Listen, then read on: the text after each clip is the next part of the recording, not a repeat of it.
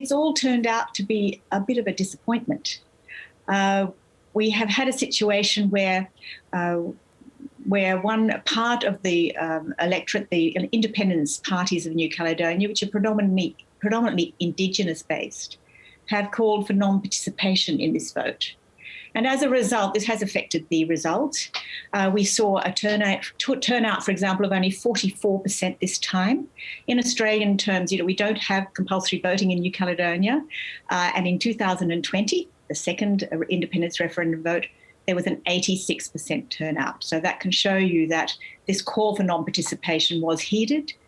And we had a result of 96%, over 96% voting to stay with France, with a mere 3.5% voting for independence. Now, to give you put that in context, in 2020, just under 47% of people voted for independence.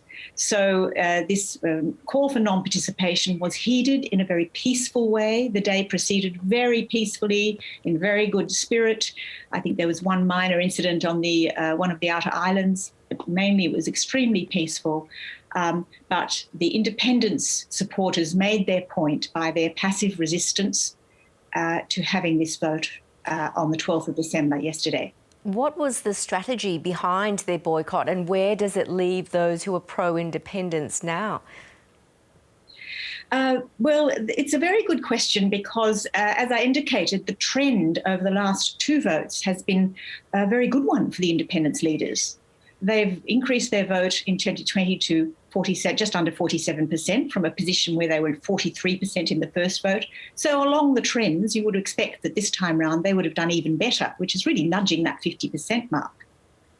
But what happened was within a context of them being generally more favourable to a later vote, and the vote could be held any time up to October next year, they were and the context of them being dissatisfied this time round with France's handling of the referendum. The first two times, France was very careful to be impartial as the organiser of the vote.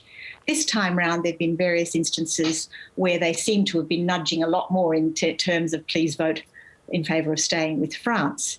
Within that context, then, when the Delta variant struck the territory in early September, up till then they'd had no deaths.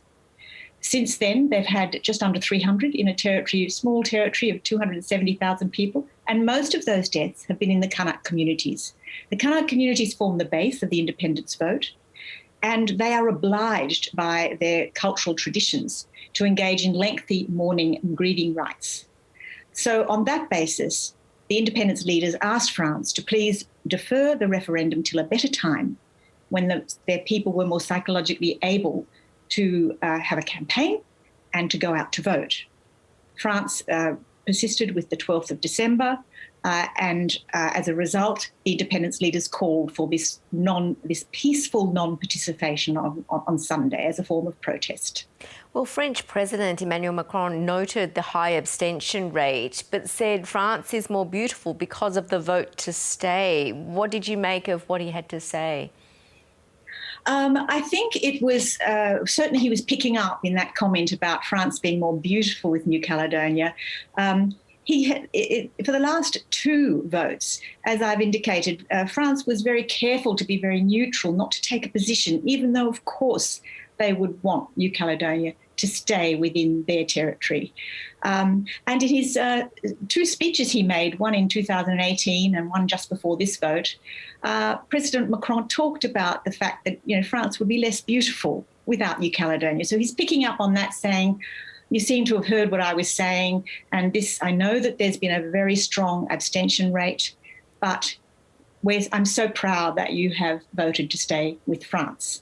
Having said that, he did refer to the important role of the Indigenous people, the first people of New Caledonia, to the development of New Caledonia, just as he paid service to the role of those who are more newly arrived on the territory. So he's laying the way for discussions about where to go to from here. And could the results exacerbate ethnic tensions? Yeah, I think the overall message from this result is that there, in fact, has been a deepening of already long-standing tensions between two sides which are pretty much equal in political weight. We can, I think, expect tensions and uncertainty in the next few months. After the second vote, there was violence in New Caledonia just within the last 12 months. We've had Indigenous leaders invading the nickel processing plants in New Caledonia, burning buildings, burning cars, throwing Molotov cocktails and stones at the authorities. So we would hope that that's not going to happen, but certainly uncertainty it is likely in the next few months. So what will happen next? Will we likely see an appeal against the result?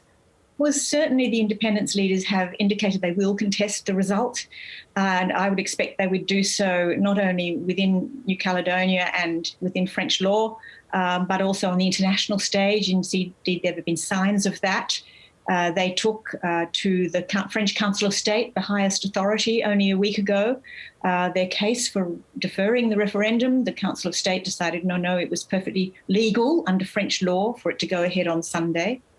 And then the Melanesian Spearhead Group took the issue of delaying the referendum to the United Nations Committee of Decolonisation. And indeed, the independence leaders themselves went to the UN on Thursday and again stated their case. So I think we can expect a contesting of the result, certainly on the international stage. There are UN observers there, and the Pacific Island Forum sent observers, as they did for the first two votes. I think it's going to be a bit of a spot that they've been put in because, there are legalities, French legalities under French law. One could argue, as the French have argued, that it's a perfectly legal referendum. But there is the question of its political impact and political import, given the kind of result we've had, which is so different to what occurred the first two votes. Denise Fisher, thanks so much for analysing that for us. It's a pleasure.